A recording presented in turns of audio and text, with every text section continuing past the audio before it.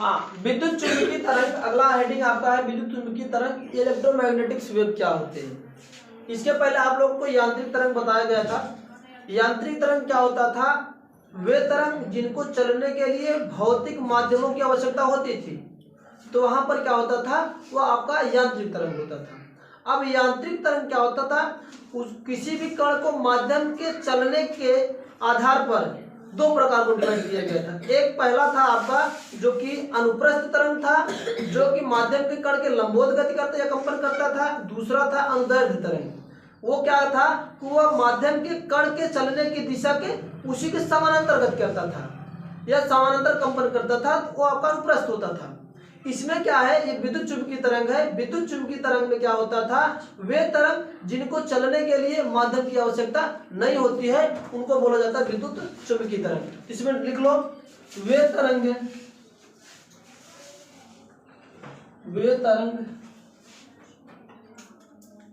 जिनको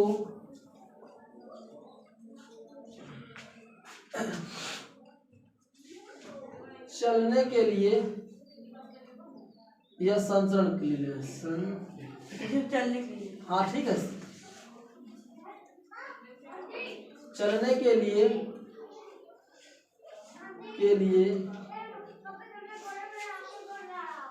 भौतिक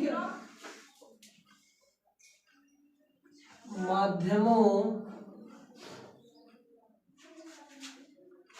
की आवश्यकता,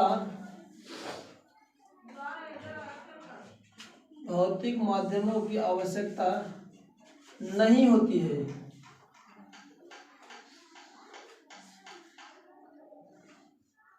उसे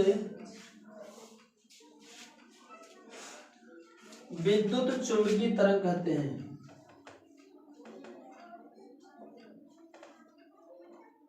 चुंबकीय तरंग कहते हैं।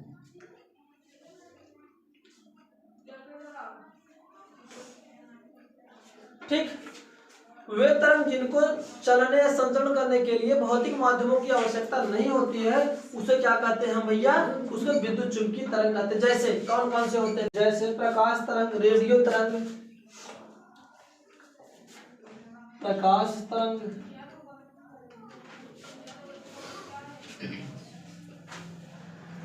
रेडियो तरंग,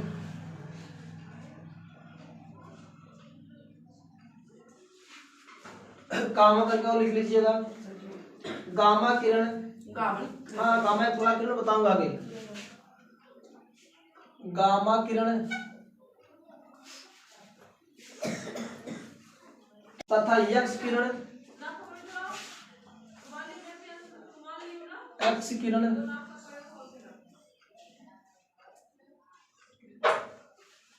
विद्युत चुंबकीय तरंग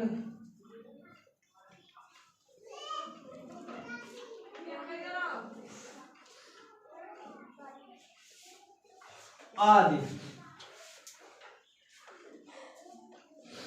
ये सब जो तरंगे हैं ये आप लोग को विद्युत चुंबकीय तरंग के अंतर्गत आते हैं।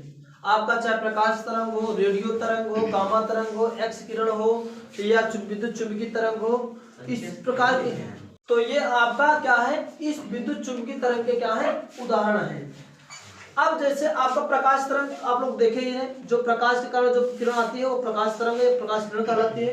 दूसरा रेडियो, जो आप लोग पहले सुनते थे ना, रेडियो में जो किरण जहां से प्रसारित किया जाता तो एक वेव के माध्यम से चलता था, क्योंकि वो भी ध्वनि ही है, एक वेव के माध्यम से चलता था, लेकिन उसको कण की आवश्यकता नहीं, माध्यम की आवश्यकता नहीं होती, एक स्थान से प्रसारित होता था, हर जहां पर जितने भी रेडियो होते थे हर जगह पर सुनाई पड़ता था या लोग सुनते थे, तो जो तरंग होती थी वो रेडियो तरंग कहलाती थी। गामा तरंग किरण जो होती है, आगे मिलेगा, गामा 3 प्रकार के होता है, अल्फा बीटा गामा 3 प्रकार की किरण होती है, आगे बताया जाएगा।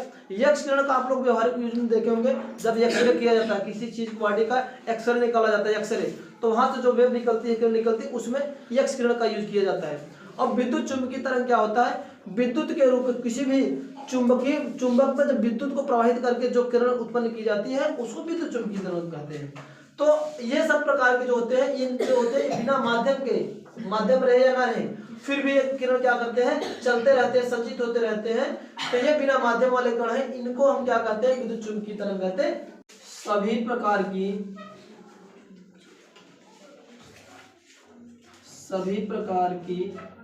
विद्युत चुम्बकीय तरंगें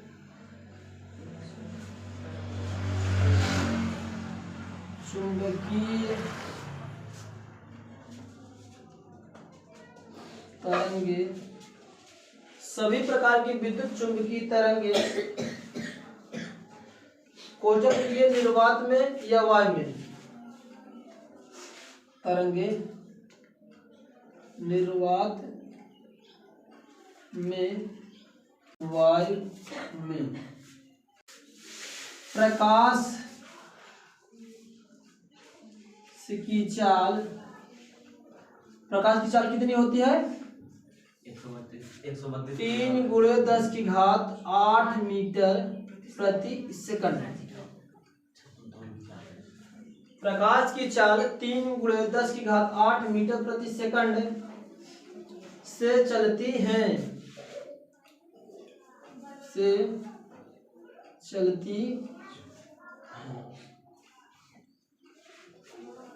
जितनी भी विद्युत चुम्बकीय तरंग होंगी, चाहे जो प्रकार की तरंग हो विद्युत चुम्बकीय तरंग, वह सारे के सारे चाहे निर्वात हो चाहे वायु हो, सारे के सारे प्रकाश के ही चाल से गमन करेंगे, संचरित करेंगी। जबकि प्रकाश की चाल हम लोग जानते हैं 3 × 10⁸ मीटर प्रति सेकंड होता है। यानी कहने को चाहे जो भी तरंग हो, प्रकाश तरंग हो, रेडियो तरंग हो, गामा तरंग हो, एक्स किरण हो, विद्युत चुम्बकीय तरंग, चाहे जो भी तरंग होगा, सबकी सब स्पीड क्या होगी, वह 3 × 10⁸ मीटर प्रति सेकंड होगा, चाहे वायु हो या ना हो।